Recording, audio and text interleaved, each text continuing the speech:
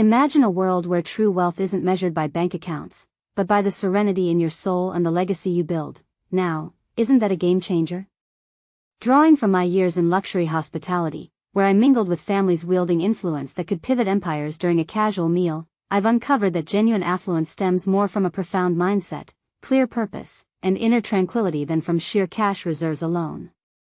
But here's where it gets intriguing: the ultra-wealthy aren't just lucky, they're deliberate in habits that set them apart from those who merely pose as prosperous.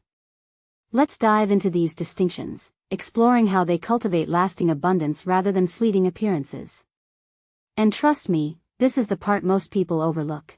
It's not about flashy displays, but about sustainable, meaningful living that anyone can adopt with intention. Real richness transcends currency. It's rooted in mental frameworks, meaningful goals, and emotional equilibrium. During my 20s, I dedicated years to the realm of high-end hospitality, catering to individuals who possess not only fortunes, but the clout to steer corporate paths with a single conversation over an elegant repast. Interacting with these elite circles enlightened me beyond culinary arts and vintages. It revealed the mechanics of authentic prosperity.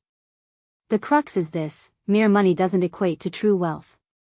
Those who perform richness, you've probably encountered them, pursue affirmation, not substance. Their focus is on seeming affluent. Conversely, the genuinely affluent prioritize maintaining their wealth. Gradually, I discerned recurring themes. Specific routines distinguished those who erected enduring fortunes from those who merely showcased them. Below, I'll outline 10 such routines. 1. They eschew the urge to validate their status. Authentically wealthy individuals seldom crave demonstrating their riches. They refrain from flaunting designer emblems or sharing images of personal aircraft. They inherently recognize their financial standing, so why stage it for random online observers?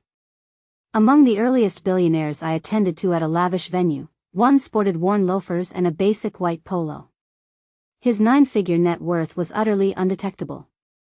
When queried about his understated attire, he merely grinned and remarked, "I reserve my preferences for what truly counts." That sentiment lingered with me. Performative elites obsess over projecting success. https://vgoutmag.com/lifestyle/gen People who pretend to be successful but are actually broke typically display these subtle behaviors. The ultra-wealthy, however, embrace contentment within themselves. 2. They prioritize seclusion ahead of spotlight. In our age of incessant life-sharing, ultra-affluent households, https://vgoutmag.com/lifestyle/s-8-commoner-behaviors-the-ultra-wealthy-fine-embarrassingly-tacky, adopt the reverse approach. Their digital profiles, if existent, are shielded or absent. Their residences are concealed, never optimized for snapshots. I coordinated a banquet for a dynasty whose assets could match nations. One might anticipate opulence. Yet, they stipulated zero photography, media coverage, or public notice. That evening illuminated a deep truth. With substantial wealth, publicity transforms into a burden, not a prize. And this is the part most people miss. In a world addicted to likes and followers, is choosing privacy a wise strategy, or just elitist isolation? What do you think? Does this approach empower or alienate? Share your views in the comments. 3. They strategize over generations, not instants. The majority pursue immediate victories. The ultra-wealthy engage in extended strategies. Be it capital allocation, enterprise development, or child rearing, they operate with endurance and foresight. They grasp the power of accumulation. https://vgoutmag.com/things-to-do/c-lc-7-subtle-rituals-wealthy-people-treat-as-non-negotiable, encompassing not only finances but also routines. I overheard a patron advising his child, the optimal moment to initiate something significant was a decade past. The next optimal is right now. It transcended monetary counsel, it embodied a philosophy. Performative fortunes hunt rapid outcomes. Sustained fortunes recognize time as the supreme resource. 4. They assign tasks, yet remain vigilant. This revelation astonished me.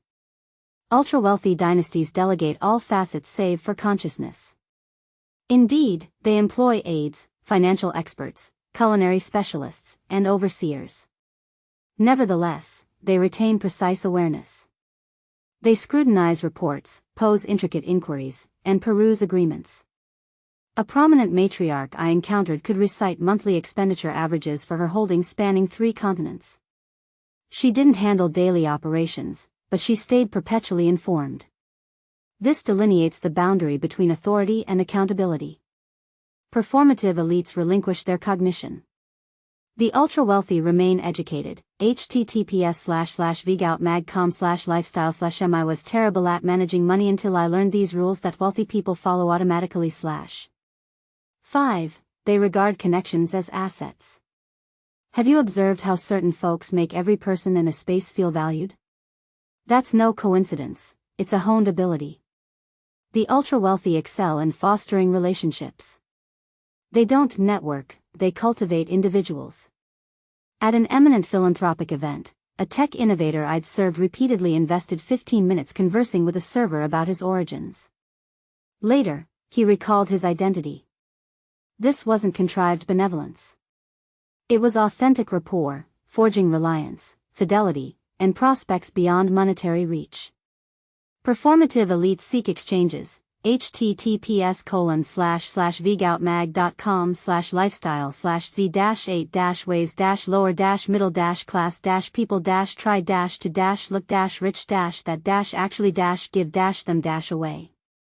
The ultra-wealthy forge intergenerational bonds. But here's where it gets controversial. Is treating relationships as investments exploitative, or is it simply smart stewardship? Could this approach widen social divides, or does it truly build stronger communities? I'd love to hear your take, agree or disagree in the comments. 6. They safeguard their vitality. If there's a singular axiom about the ultra-wealthy, it's their defense of time and vigor as if it were precious metal. They decline frequently. No to unproductive gatherings. No to turmoil. No to those who sap their emotional or intellectual reserves. During a secluded gathering, a guest imparted, currency can procure nearly everything, barring capacity. Shield yours. Ever since, I reflect on this when I overburden myself or allow others' disarray to engulf me. Genuine wealth entails not merely choices, but lucidity. 7. They anchor themselves via traditions. One might presume those with personal chefs and yachts thrive on perpetual novelty.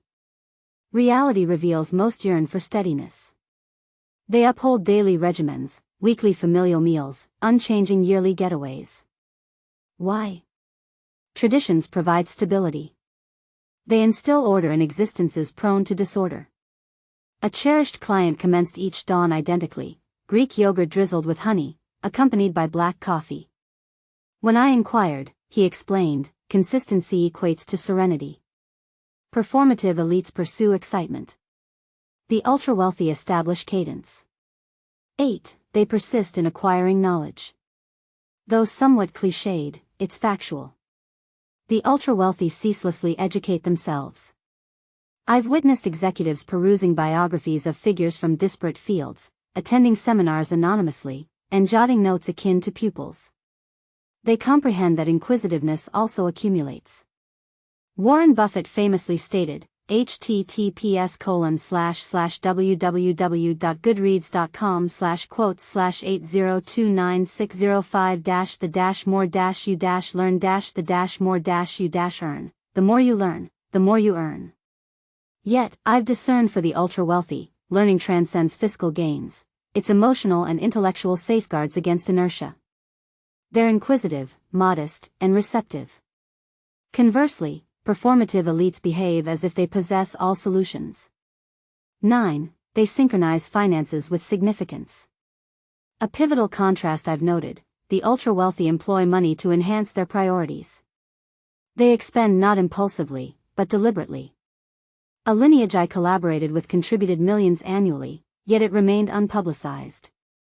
Their motivation wasn't prestige, but conviction that affluence entails duty, https://www.forbes.com/site/Russalonprince/2015/